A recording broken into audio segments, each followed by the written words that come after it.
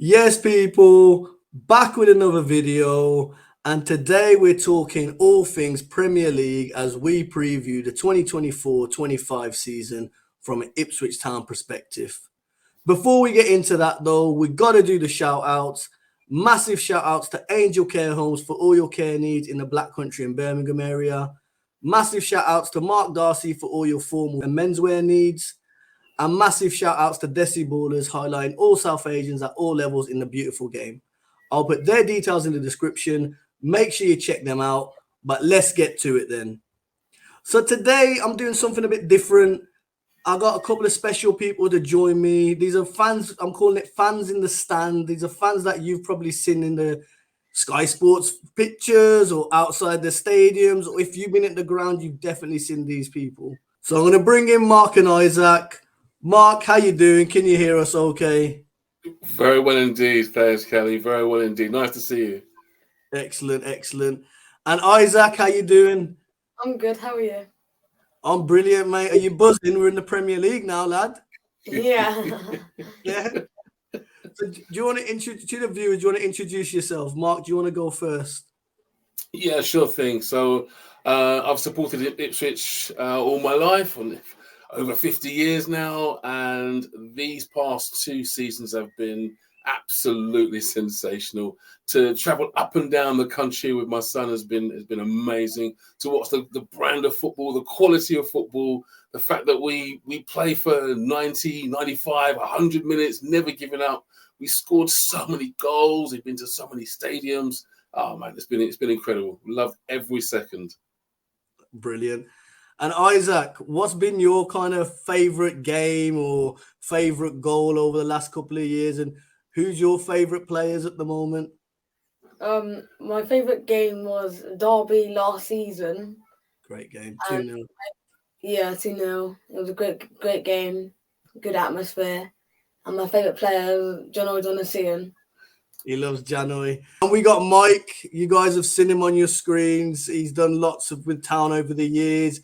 He did the charity stuff. He shaved his hair for charity. Those locks went for the Derby Rimmer charity last season, all for a good cause. You see him on your screens on KOA on a weekly basis. Over to you, Mike. Yeah, it was the season before that. It was a League One promotion, wasn't it? Of course it was, yeah. We're now in a new season, aren't we? So what you shaving? You shaving your hair again? No. I'd have to grow it to shave it.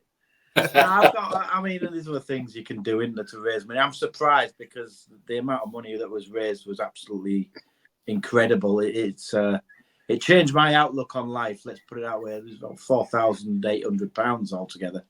But I don't think if Ipswich should have got promoted, if we'd have failed promotion, it would have probably been about 50 quid, because people were throwing money at me on the day, left, right, and centre. It was just absolutely insane.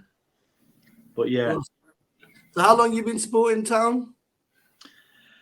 Well, I started supporting Town in '78 when they went on the cup run, watching them on like the BBC or whatever it was. I mean, I was only 7-8 years old at the time, and there was a couple of other kids. We all started supporting Ipswich. It was just one of them things, and then they were always in top of the league or roundabouts in contention for the top. And then '81 winning the UEFA Cup. It was just incredible. And I didn't get to my first game until they actually got relegated back down to League Two, because that was the first division before the Premier League. So I didn't get to a game until they actually got relegated, and Bobby Robson had left. So, but then that's when it started. You know what I mean? The torture, really. It wasn't until the 90s were good, though. The 90s were good. We got in the playoffs, like at the end of the 80s, we got in the playoffs about 3 times and failed. West Ham always seemed to pip us, or it was Crystal Palace or whatever. And it was good to go down to Portman Road. We used to meet up at the pub in York. Pub opened at 11. We'd have a swift beer, get in the car, and we'd all just drive down the A1, and we'd just we'd park the car on an embankment behind the back of the Churchman's, because it wasn't an industrial estate then. It was just like a bank, a like a grass mound or whatever, and everybody else used to just chuck the cars on there, and we used to chuck there, and we was in the gates for like 5-3. We've had games where it turned up and the only goal was actually in the first 5 minutes and I missed it. But yeah, it was good fun. Then we got Premier League. We was there when it was founded, and we went round and been to all the stadiums. That's why I feel for the kids now. It's all new for them now. They'll be going to all the big stadiums, in Ipswich, and there's been lots of happy memories and bad ones, obviously, with Manchester United and that. But we'll forget about that. Yeah, although I still dispute that it should be 8-0 as Paul Ince was offside. But oh god, if we had VAR, it would probably that would have been 8. Yeah. But that's it. That's exactly it. And obviously, we're recording this today on the 18th of June, and obviously the fixtures were released today. And you're talking about the stadiums and the new grounds and things like that. Like myself, I started following Town in '96. I was about 8 or 9 at the time, right? And for me, it was like Kieran Dyer was a player, flashy player that you saw playing, really liked him. I think my mum used to work with his dad, so it was all like, oh, okay, someone that was playing for the first team, so you had an interest. And then I caught the Ipswich bug, and then the playoffs and the nearly chances. And then it wasn't until, when we actually got promoted, we'd actually moved up to Wolverhampton. I'm 37 in August. Isaac's significantly younger than me, but we both have been on that gap where we haven't seen Premier League grounds. It just shows you that, how long it's been for us to be back at the big time. Now, when we were last in the Premier League, it was more a big 2 or 3. Now it's the top big 6, so to speak. And that gap is getting bigger between the Premier League and Championship. Right. So, strength and, the squad, and, we released a few players, and obviously there's, some players that we had on loan that have gone back or whatever. So, I guess the question I've got really is, where do you feel that we need to strengthen? And, have you got any names on a shopping list, or is there any names you're looking at that you'd like to go to or whatever? I haven't got a clue. This will be the first time I've watched Premier League football for God knows how long, because we haven't been there, so it's not really interested to me. And I found the games that I have watched have been quite boring, but I could rattle off some League One players, and now I can rattle off some Championship players. I couldn't rattle off any Premier League players that would fit our bill. But what about the positions, though? Where do you feel we're light, where we need?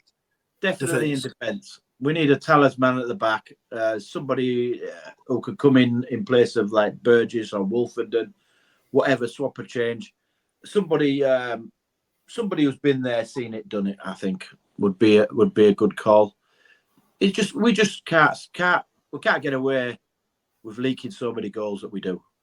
There's no way on earth we're going to outscore some of the teams in this league. If we go like 1 or 2 down, all right, we fared pretty well, and I still regard like Leeds, Leicester, and Southampton coming down as Premier League standard clubs.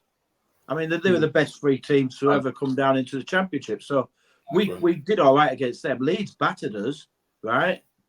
But we drew with Leicester both games, but we doubled over Southampton. So I think, it's a 50-50 thing with the rest of the Premier League. I think the bottom half of the Premier League is probably no better than them 3, really. We came back against Wolves when we played them. We shocked them with our pace and our style of play and our teamwork. We came up a bit short against Fulham. I think that was one step too far for our sort of like second 11 or whatever that played that night. Yeah. But we still held up, good account for ourselves. And I just don't think that we can get away with the amount of goals that we've been leaking and conceding, And so we need to show up at the back. And if we do that, I don't think that there's anywhere else in the squad really that maybe another striker or right back maybe or something like that in case Clark goes down, or Tuan Baby's still there. I was going to say just on Clark as well, and it's not a dig at Clark or nothing against that, but is he is he ready to be the starting right back, or is he good? Or is he a good cover player? In which case, are you shopping for a backup right back, or do we need a starter?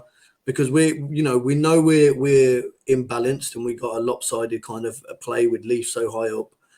On that right side, almost like Brandon Williams was at the beginning of the season. And I'm not suggesting Williams to come back. We know there's off field, and I don't want to get into that or whatever, but it seems like that ship has sailed with Brandon Williams. But that kind of type of player he did give you that step up in not just attacking ability, but defending ability as well.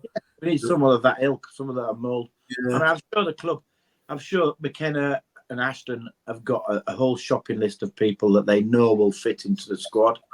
And I'll trust them 100% to whoever they bring in. I agree with that.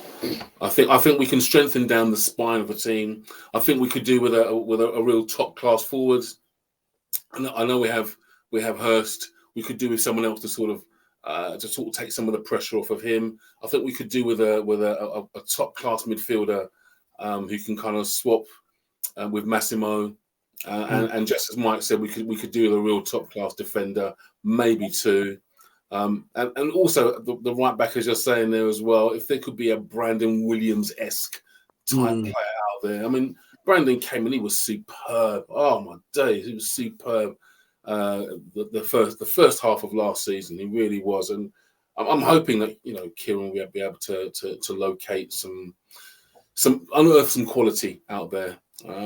If we manage to sort out the spine and upgrade one or two places, 2 or 3 places in the spine, we'll be fine. We'll be fine, more than fine. Yeah, 100%. Who's Isaac one? Isaac, have you got anyone on your shopping list? Who we signed? I've been looking at Nketiah. I've been looking at him. He looks quite good he'd fit our form of play. He plays as a lone striker, doesn't he, as well? Yeah. Defense, I agree. I think we're all in the same mind there anyway, and I know we need to strengthen that. But then you're looking at who we've let go in terms of who we had in loan, so you almost need to fill those gaps. For me, number one signing on top of my transfer wish list is Omari. Yeah, 110. I don't think that's happening. I think it is. Confident. I think it's happening. Omari, for me, he's top of the wish list. 25 million, pay the fee, right? Get him in, develop him. I know that he would be keen on the move. I know he's got a good relationship with McKenna and stuff like that. He has to be the number one signing because he is someone that's gonna, whatever happens next season. This for me is what Omari has to ask himself. I can go at Chelsea and I will probably be in the squad.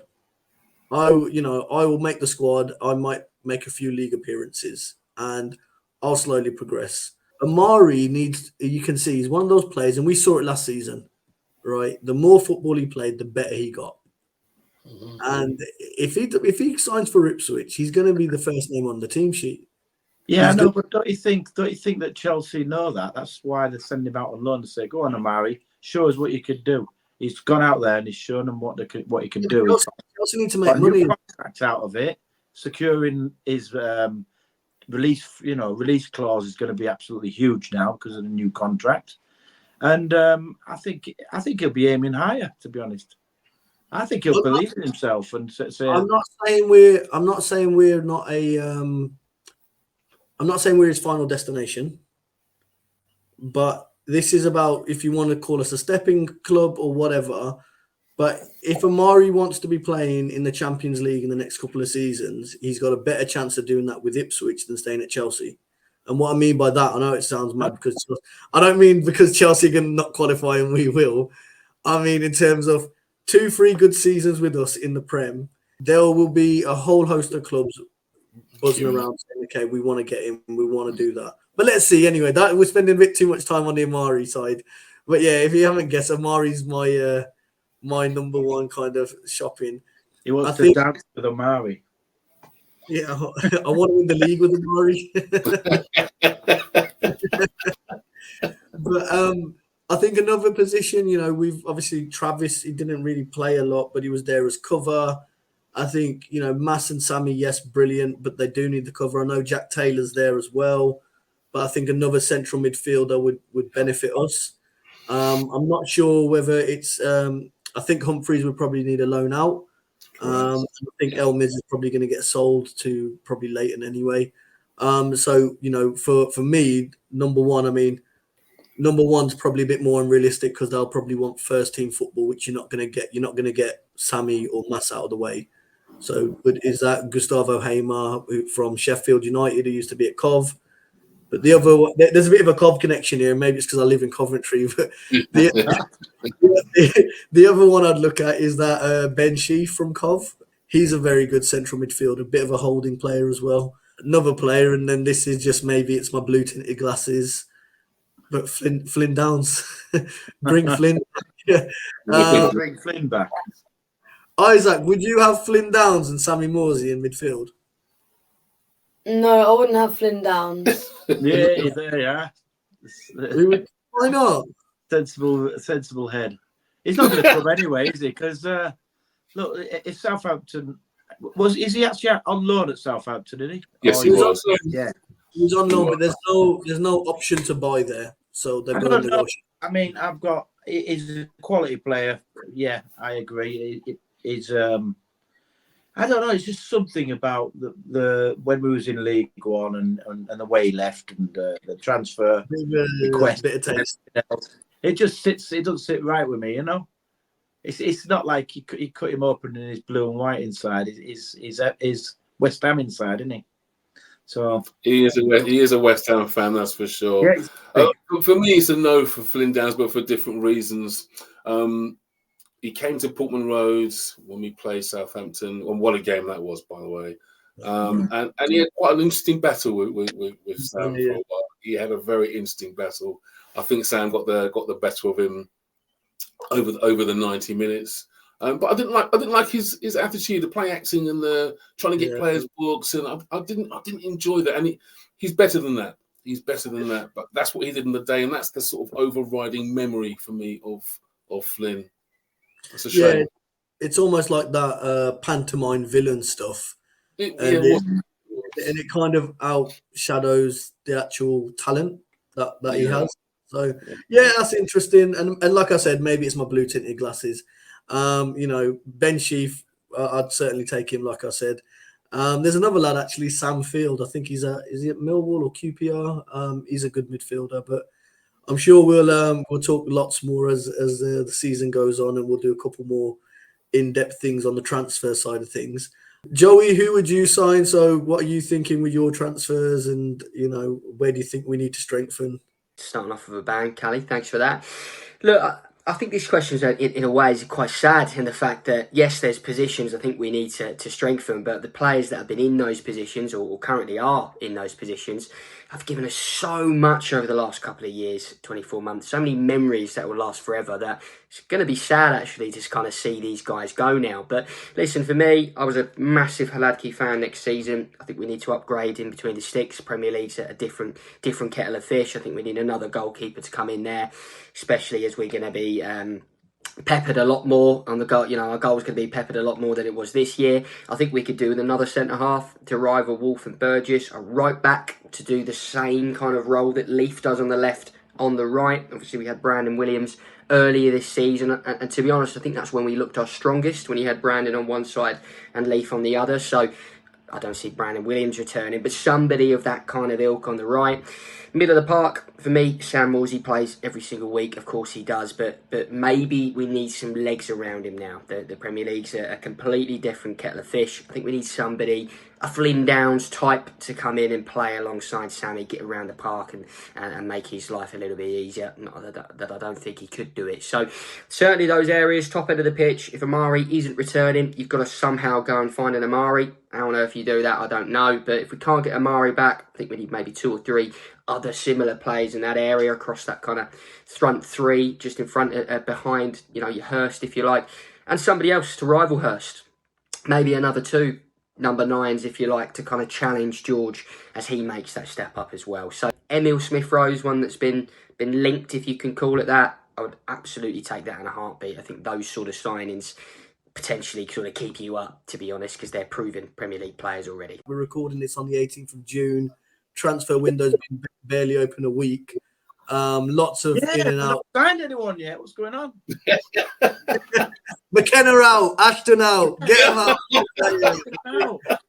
You can be assured they're working so hard behind the scenes to make things happen. I think they're all sat watching the Euros.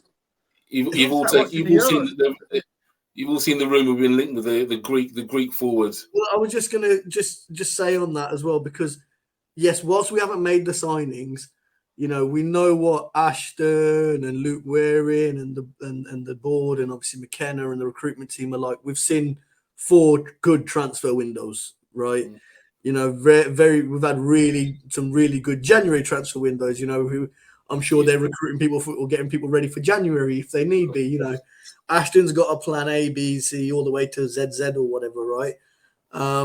So we know the type of football, the type of profiles that McKenna calls them, that we want or whatever. So we just don't know the names. Fotis Ioan, I'm not going to pronounce that. Yeah, Ionandis. Do you want to try that?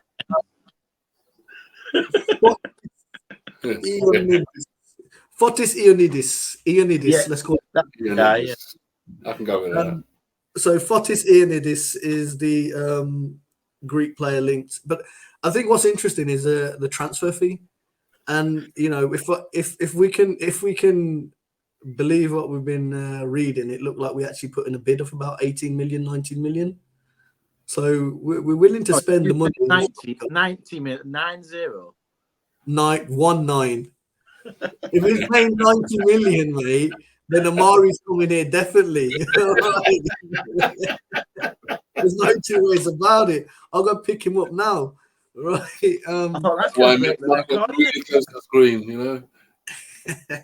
But no, so he's been linked. Yes, I believe. Also, Sporting Lisbon, I think, have been linked with him, and they've got Champions League football. So, you know, again, I mean, to be honest, it's what we've seen with this recruitment team. There's a lot of players that we sign that no one's really heard of, and you know, a 60 grand Wes Burns player becomes one of your best players in your squad. Who'd heard of Kieran McKenna before he came? You know what I mean? Correct. Well, Correct. We don't know. And this is the thing. So, you know, there will be some gems, I'm sure, that we unearth, as well as some, you know, established players. You know, the Nketiah link, I really like that. You know, if we sign Nketiah, that would be a quality signing. And I think he has. But did he sing it? Yeah, it's like your defense is in trouble and Nketiah's in the room. Your defense is in trouble and Nketiah's in the room. I mean, I'll put the link in there. All right. I really I had some guy when he was scoring. I can't remember when he was scoring for Arsenal, maybe a couple of seasons ago. That song was just everywhere, and it would become a bit of an earworm. So I know the song. I can update the website with those lyrics straight away, no problem, right? We can do that. Yeah. So this season, then, I mean, obviously, a good season is staying up, right? But what is our realistic ambitions? Where do you think we're going to finish? Come the end of April or May or whenever the end of the season finishes, you know, will we be still Premier League? Will we be relegated? Yeah. Will we be that surprise package?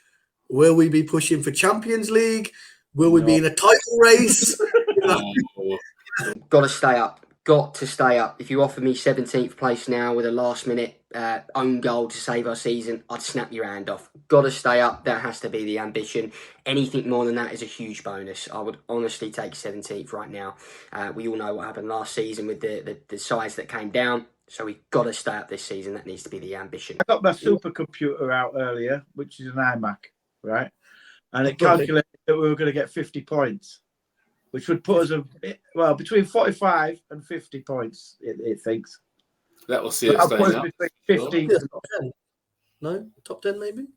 Yeah, 10th, I think, is where we're going to be. Well, that'll be great for the season. I think we're going to be safe. We've got a hell of an opportunity to really make hay after these two opening games. we've got an opportunity to really put some points on the board right the way up to like the end of October, I think it is, and then it starts getting tricky with November. I haven't got the fixture in front of me again. Well, just while you're bringing up the fixtures, November, and you've got then Tottenham away. That's you know what I mean. Then Manchester United at home. Not enough that's points. easy 3 points. Easy 3 points, that is. Yeah, easy 3 points. Easy 3 Which one, Kelly? Which one? Man United at home. Easy. My dad and my brother are Man United fans, so Okay. But by and the also 23rd, in Man United either are going to be in a crisis club or Ten Hag's going to actually get them purring. It's going to be one or the other, isn't it? So Yes, you're right. Absolutely right. I mean, it's I'm about glad they time, kept him. I think that was the right mid-November. decision. I think it was the right decision to keep him. But Yeah, I do. top 10, I mean, 55 points. So Palace finished 10th with 49 points last season. Is that right? Yeah, 10th with 49 points, and West Ham finished 45 and 55 points, I think. So 45 would have put us About 50. 15th. Yeah, not bad. So you reckon top 10? Mark, Isaac? Well, in the Premier League, there are 3 leagues. There's that top echelons who are obviously going for the European places. You've got that league in the middle, where they're sort of fighting to get around 10th place, and you've got the relegation bit at the bottom. And I think we can compete in that middle league. That's where I'd really like to see us competing in there. I think we can finish 13th, 14th, 15th. I think we should be able to do that. I think we'll be able to get the jump on some of these teams and catch them a bit cold and a bit by surprise in the first half of the season, because people aren't going to be, or the teams aren't going to be used to our brand of football. They haven't really seen it very much. We'll also have that mentality. We're just going to go to teams and go to stadiums and just play. I don't think there's going to be a huge amount of nervousness. And I think some of the bigger teams will have that, that attitude of, well, it's only little Ipswich. We'll turn them over. And I think we can catch some teams cold. I think we'll be 1 or 2 shocks next season. I'm certain of that. I really am. I think you're right. I think, we're all on the sort of same vibe here. And, this isn't us being drunk on promotion or whatever. As we've seen, we've done back-to-back. Mentality is massive in football. We know the type of characters we have. How many 90-plus minute goals or 85-minute-plus goals did we see last season? How many times did we come from behind? All these types of things. It was the whole game after. Was it the whole game where Isaac was in the booth in the little ball pit at the front and skilling the man up? It was. If you haven't seen that, go back in the backlog and watch the whole. You'll see Isaac at the beginning doing some skills and getting some goals in his Jordans, might I add, which hurt me. Chris Jordans, that hurt me, but that's another. But yeah, so the whole game, I went up with Saj and we were talking in the car, and we were, we didn't want to tempt fate, but we thought, we're there, we're almost there. Should we make Premier League? How do we do? And we went through each of the teams. We went through all the Premier League teams. Obviously, we didn't know if it was Southampton or Leeds at that time. And we said, where would we get points? What would we do? So Arsenal home and away, Villa home and away, but etc. Went through all the teams, and we come out at about 44 points. Mm-hmm. So again, like Mike was saying there, I think, and again, this depends on the signings and the type of transfer window we have and the cover. I think absolutely defense is going to be key. We really need to shore that up, because League One, it was fantastic. Championship, it become a bit like a chocolate fire guard, and it was just pointless. I've got another one. If you don't like chocolate fire guard, it become like a no mouth dog at a frisbee contest. We can do that one as well if you want. Yeah. Mark's thinking. But yeah, so the defense was really weak. I mean, we scored the most goals in the league, but we didn't have the best goal difference. So, that says it. But I think we're going to, like you guys said, I think we're going to surprise teams. I think that first half. Yeah. Our energy is what's going to do it. The teamwork, the team mentality, because we're such a close-knit, tight-bonded squad, which is what another thing that we need to be careful of when we're signing players, is not to break up that team in the dressing room and everything else. It's they celebrated 2 back-to-back promotions together. They love each other. They know where each other are, but there's energy there. They're running the socks off from McKenna, and they're giving that extra 10% every game just to make sure that and that's what the other teams are going to be. We're going to shock a few teams, especially the ones that finish in, bottom 10 teams. Then the energy that we're going to bring to them, it's just going to shock a few people, like you say. I don't think that the quality teams like Liverpool, Man City, Arsenal's, and that they've got the players, haven't they, really, that can handle that sort of situation. You were seeing a lot of them playing in the European Championships now, and the speed at which they're playing football is just unreal. And the pressing and the energy that they're giving, it's just it's the next step level up. That's why they're playing for the big clubs. But the 10. I was going to say, well, speaking of that, I mean, I was watching the England game. I kept asking the question, why is Leif Davis not in this England squad? Why is Southgate managing this squad? That's what I'm thinking. I mean, that's another question, right? But yeah, I mean, like you said, I think, we will shock teams. I think you're spot on. It's just going to be, and the top 6 teams, there's never a right time to play them. But, well, bear with me. But maybe we've got them at probably the best time for us in terms of you're adding the shock factor and a new manager for Liverpool. Can he put his imprint on the team in that time? So, with City and Liverpool, they're both going to have people that will be playing in the European Championships and stuff like that. Fatigue. Yeah, we could play them at a better time. So, I mean, I'm going to go on record here, but I think we get a win out of one of those games. No. Of the two, it's the Liverpool game. I think that we are most capable of winning out of that and Man City. We can go up to Etihad. Pep Guardiola's got Kieran McKenna pajamas, right? I see it. It's a total free hit. Nobody is expecting us to get a result against them, Liverpool or Man City. They're both bankers, really. It's a cup final game for us. That's all it is, and it's a free hit. If we get a single point out of them 2 games, that's a point more than what a lot of other teams will get. So I agree. It's a brilliant time to play them. Yes, it is. It's very similar to when we played Manchester United at Portman Road when we came up the last time back in 2000. Yeah. Nobody expected us to get anything. We came away with a draw. Fabian Villner scoring that goal. And that draw, all right, it's only a point. Yeah. Just imagine a dressing room after that. If we get drawn with Liverpool, right, they're going to go into the dressing room and they're going to be like 10 foot taller and they're going to be feeling we can compete in this league. Compete at this level. Yeah. If Liverpool turn us over 5 or 6-0, imagine them going in the dressing room then and McKenna having to pick them up. Yeah. I don't think that'll happen, but I think this is the best time to play Liverpool. Rather than when we'll play them again in January. So we get them out of the way, get Man City out of the way. Yeah. It's like our last 4 months. All we've got is Arsenal and Chelsea. Arsenal in April, Chelsea, that sort of teams. The rest of them, we've got chances. And another advantage get them out of the way. Another advantage of playing them early is that with the new manager, they're going to play a different style. They're going to have new patterns of play. They're not going to be fully bedded in because they won't have played it very much. So again, it's another reason why we should try and do our best, and it's advantageous to play them early.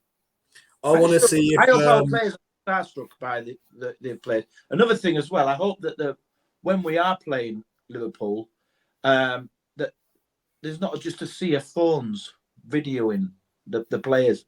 You know what I mean? You look around you and it's just phones. Well, I'm gonna be guilty of that. I'm gonna be doing the vlog, so I will be filming. But I'll be singing and clapping with I know. Imagine it.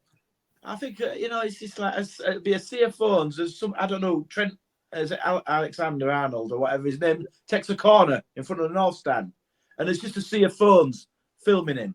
It's just like, oh, for God's sake, put it down. Yeah, everyone else should not film. Just let me film, then everyone can subscribe to my channel and get the video. That's the only way to do it, right? So there we go.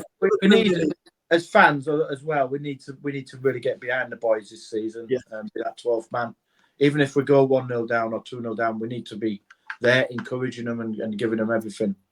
Oh, 100%, 100%. Where we sit in the West Stand, the players are so close. It's a real advantage to us. We can really use it to create an atmosphere that the Liverpool players won't really fancy. Yeah, I say Isaac's going to be throwing them pelters, mate. I can see it now.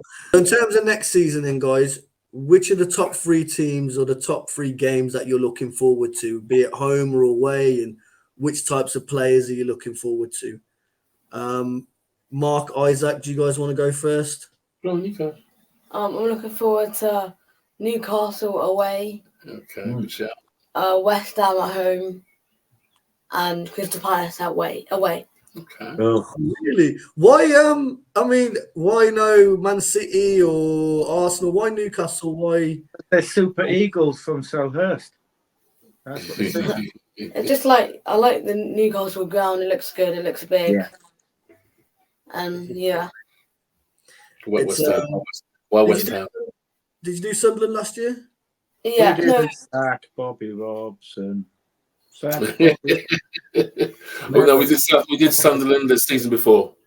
So it's similar. It's steeper than that, but again, it's like you're up in the gods. So you are up there looking down. So make sure your Jordans are tied up that day. No loose laces. But yeah, and then Palace. Palace has got that famous atmosphere, hasn't it? Selhurst Park. Yeah. What a stadium that is. Hopefully, we'll be out singing them. Young guys that will be there with the pyro. Then yeah, West Ham. I'm getting the vibe that you want to beat West Ham a couple of times this season. We don't like West Ham. Do you know what it is? Between us both, we have a lot of West Ham fans in the family, friends, neighbours, and it'd be really, really nice to put one up. To put one over them. It'd be really, really nice. Well, let's hope that when we play them at home, we're not needing the points. Yeah, it's true. Last game of the season. They may need the points. They may find themselves in with a difficult season. If I look to the Premier League now, there's definitely 3 teams worse than West Ham in this league. 100%. There's definitely 3 teams worse than us, I think. But, as well. I think there's 3 worse than us. So, Mike, what about you? What 3 games are you looking forward to next season? Tottenham away. I haven't been to Tottenham. I've seen them. I went to White Hart Lane, but I haven't been to the new ground. I saw them building it when I was working in Tottenham for a while. Back in, God, it must have been back about 10 years ago now, isn't it, or something like that. Newcastle as well away. Like that. Go back up to the northeast. Liverpool away. It's nice to go back to Anfield. Everton, I was thinking about it. Everton away. Goodison Park, isn't it? Last season. We're the penultimate team that will go there. Goodison. I've heard that Goodison, they'll be moving into their new ground sometime like second half of the season. So that's a shame that we're not going to get another visit to Goodison. No, I think we are. I think we're going to get to Goodison. I think they've now delayed that till next season. So the last I heard, which again it was last week, but the last I heard was Everton were going to play all the 24-25 Premier League fixtures at Goodison Park, and they were going to move. So I think we will get to the Goodison Park, which will be good. Nice. Thing is, I just hope they stay up. We want to play them next season as well, the season after, in the new stadium. Villa Park is always good to go to. I enjoy that. You've gone over 3 now, Mike. Hey? You've gone over 3. I'm looking forward to going to the Amex as well, because last time I went to Brighton, it was the Withdean Stadium, and the stand was made out of scaffolding. And it was an absolute hellhole. It was horrible. So I haven't been to the Amex or Hamex or whatever they call it. And we could do with stuff in them, couldn't we, really, after what's been going on in the road season. Well, I was looking, of course, for your Manchester United, your Liverpool's Town, start their season with Liverpool. it's incredible. 2 years ago it was 3 years ago it was like Morecambe at home, and now it's Liverpool. So I think the big clubs you look at, I think for us as well, being in East Anglia, close to London, I think you look at your Tottenhams and your Arsenals as well as a bit of a nice away day. So I'm really looking forward to them. Manchester United is one that sticks out because of this whole McKenna thing that's been happening. So really interested to see how he feels about that and how he goes about it. Yeah, no, they're all good fixtures. I mean, when you look at the fixtures, it's a load of stadiums. And again, apart from, there's a few Premier League stadiums that I've been to. So when we played United in the Cup a few years ago, it's almost 10 years ago, where Mick McCarthy benched everyone. And to lose, wasn't it? That was 3-0, I think it was. But yeah, I went to Old Trafford then. I've been to Molineux a few times when we used to play them there, because obviously my cousin used to play for Wolves then. But yeah, for me, I think first one is Liverpool at home. I've got my sister and my brother-in-law big Liverpool fans, to the point my sister's a Liverpool fan, my brother-in-law's a Liverpool fan, so on their wedding day they had "You'll Never Walk Alone" playing. And of course, my old man who paid for the wedding, who's a Man United fan, is listening to it. So that's why they did it. Yeah. So Liverpool, I'm looking forward to. There's a few stadiums, like all the new stadiums. I mean, I hate driving in. I drive everywhere, so I hate the London stadiums for that reason, because driving's a nightmare. But looking forward to like Emirates. I've done Chelsea before as well, but I think the other ones is going to be so Man United away again. It's Old Trafford. I know it's falling apart and all the rest of it. It is falling apart, isn't it? I'll have my. It's one of those as well. Like I don't, because my dad's a United fan and he lives in Wolverhampton. I don't really go to games with my dad, or my brother comes to a few of the Ipswich games. So it'd be one of those that I could probably go with my dad. He can go sit in the Man United section, and we'll go to the game together or something. And hopefully I'm the happier at 90 minutes. And then the other one, because then the rest of my dad's family, who are all based in Wolverhampton, are all Wolves season ticket holders. So who do you think will be either the dark horses, or who do you think is going to really underperform this season?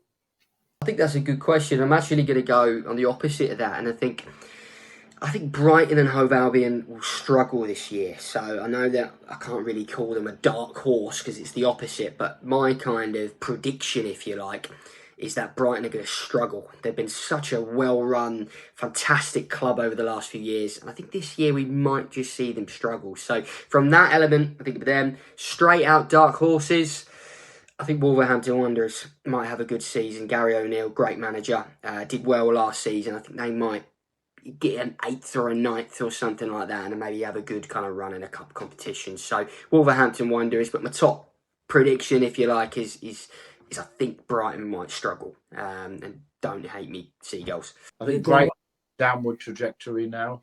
Yeah. Well, I don't know about Leicester with the points deduction. I think they're back down again, if that's the case. But we yet to see how we don't know about Manchester City and the 115 or whatever is going to happen with that. I think that personally, nothing will happen this season. It'll just drag on. But let's hope not. I am up in knots, won't they? But I think you're right with Brighton. I think I think Brentford are another one as well. Yeah, I think Chelsea as well. I can't see, because Leicester, let's face it, they never had a plan B. No.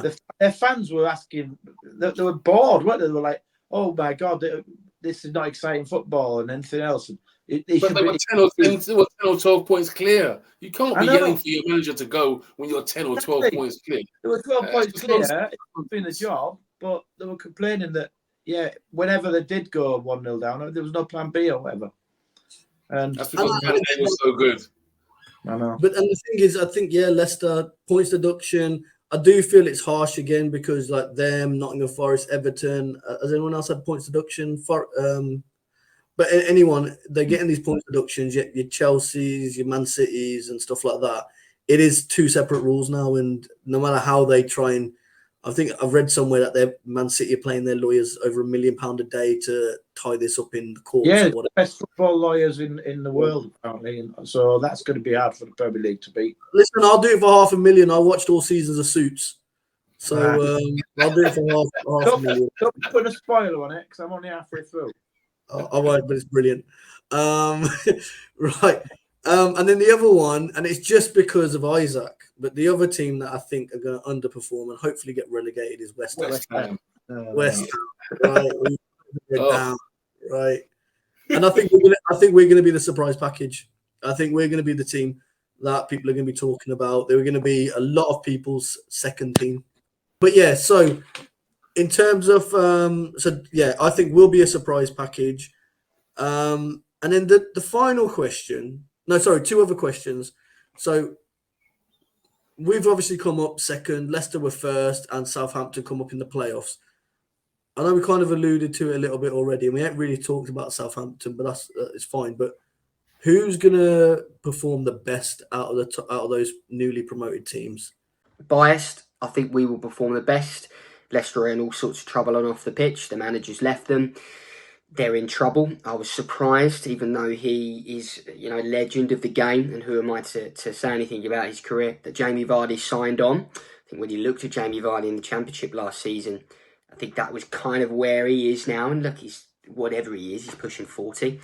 So that kind of set the tone for me that Vardy had stayed on, then maybe he's still going to play. He's obviously a club legend and a Premier League legend, mind. But they've got problems on and off the pitch. I think they're going to be minus whatever points. Southampton, I don't know. Russell Martin last season was up, down. They went through 23 games of winning them all. And then, we beat them twice. You never know with them. And I'm not entirely sure about Russell Martin. He might prove me wrong. Hope he doesn't. But I'm not sure about them. And I just think with Kieran McKenna, he's going to have a plan for every single team. You know what he's going to bring. We know that, but opposition teams don't. So I think we might start quite strong. And then maybe when when the reverse fixtures come around and you start playing teams twice, maybe then we might get figured out a bit. But hopefully up until that point, we'll have enough credit, enough points in the bank to then be, almost safe or have done our job just then. So I would like to say it'll be Ipswich Town, and I really hope it is. I think that Ipswich will come first. I think we'll have a lot of points and we'll do good in the season. And then Leicester or Southampton after that? Saints. Yeah. And then Leicester. Okay. Well, Leicester are going to be bottom, so we've already seen like a statement of intent when we're talking about bids of whatever 25 million for players and stuff. I think I read somewhere that out of all the teams that have gone up from the Championship, the ones that spend over 30 million on transfers are the ones that stay up. So what we need to be doing is spending some money and getting some quality in. It's all the majority of the teams that spend less than 30 million are the ones that get relegated. So But that's the thing, and strikers are going to be 30 million. Like if we've had an opening bid of not necessarily, are they? Because I honestly think, and I'm hoping that George is going to be like his dad, right? And his dad was Sheffield Wednesday in the Premier League was absolutely awesome. He got England caught up and everything. I mean, the amount of goals he used to bang in season after season. I think George is going to be just as good. He's going to be backup for Hurst. Is Ali ready to be back up in the Premier? I mean, I love Ali, and he's becoming one of my favourite players. I don't know. I mean, I sympathise that he's the first Iraqi to be in the Premier League, and he's ambitious, and he wants to obviously be the first Iraqi to score in the Premier League, and he also wants to play in the Champions League or whatever he's been saying in interviews and stuff. But if we get another striker in, then he's down to third choice, and he'll be only played at cup games or off the bench and stuff like that. He's going to have to fight for his place like everybody else. And when he's on the bench and he gets that last 15 minutes or 20 minutes, he's going to have to go out there and prove to McKenna why he should be selected. I think you'll see a new and improved Ali, because he's been carrying this injury for quite some time, and hopefully they'll get that sorted out in the close season. Have a nice break and come back for a fresh new pre-season. You'll see a new and improved Ali. Of that, I'm quite confident. Yeah. I mean, I caught up with Ali and Sammy at there was this game for Gaza, for the children of Gaza. That was at Barnet Stadium. I think it was on 1st of June, so a couple of weeks ago. It was quite funny because Hamza Chowdhury wasn't playing, but he was there, and we were having a laugh about Leeds United, which was quite funny. I had a good chat with Ali after, and his recovery's gone well, and he's raring to go. So, he's ambitious. He's obviously a bit of versatility that he could kind of play out wide if he needed to kind of stretch the game maybe for the last 10, 15 minutes or something. But I don't know. Interesting. George Hurst is brilliant, but he had that injury. And we've seen him. He went from League One. He stepped up to champ. And, if it wasn't for that injury, he'd have scored more goals. Look, he was at Leicester, and Leicester were Premier League then. Yeah. Right? And Leicester let him go cheaply for 1.5 million. And I think that was a mistake, but we've got him now, and he's enjoyed himself. Well, he was here on loan, wasn't he, first? Then we signed him. He's a quality player. He's quality.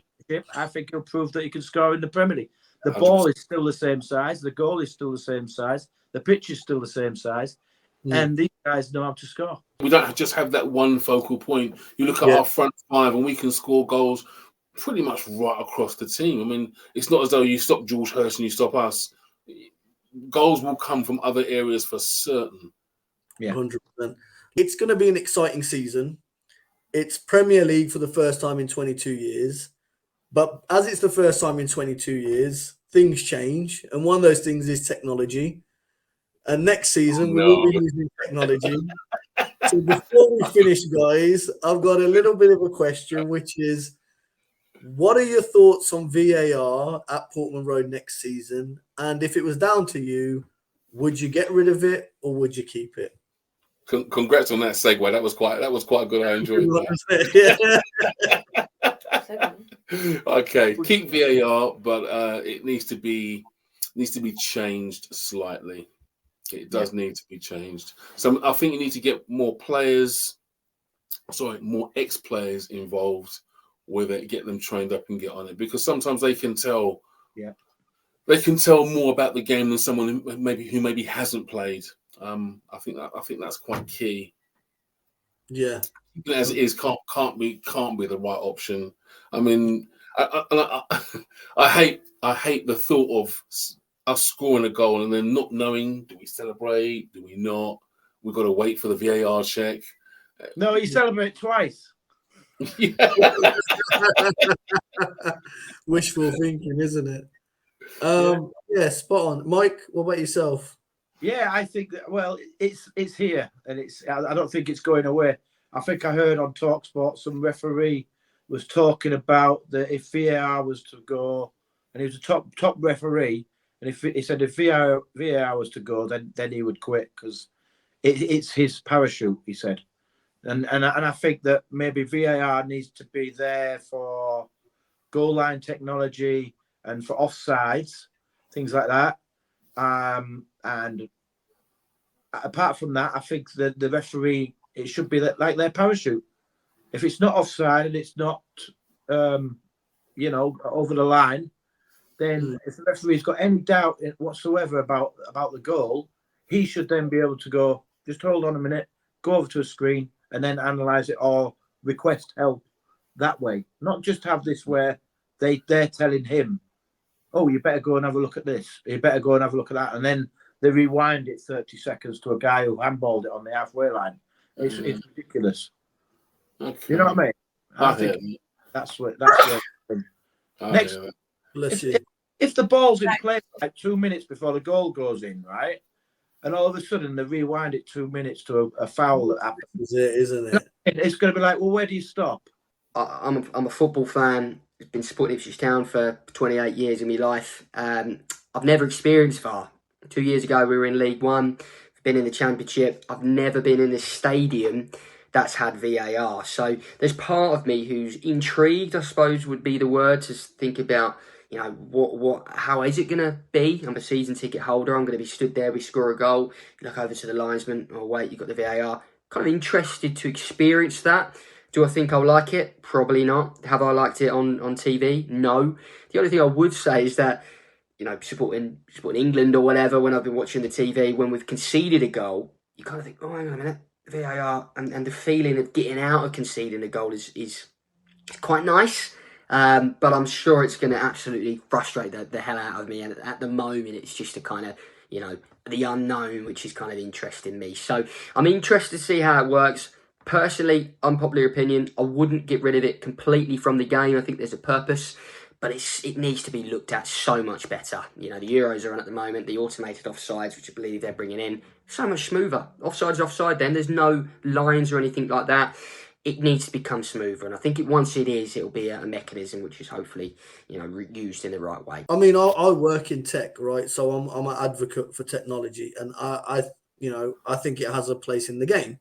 Right, I've watched cricket for many years where that technology has worked, right? Yeah. And the decision and stuff like that, and you got it on screen, you can see that the way they've got the ball tracking and all these types of things.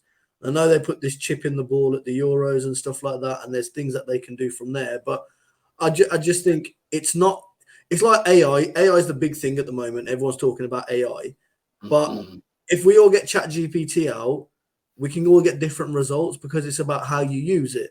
So it's the people using that. I don't think the people that, and this is not a criticism. I mean, it is a criticism, but I'm not trying to go for them. But the referees, PGMO or whatever, whoever looks after all of that, they haven't got the right people looking after VAR. They don't understand it. Part of it's new technology. I remember when it was being talked about, 10, 15 years ago, being in the pub with my mates and thinking, well, this is going to go soon, all these debates about offsides because VAR is going to come out and we won't have anything to debate about. How wrong was I, right?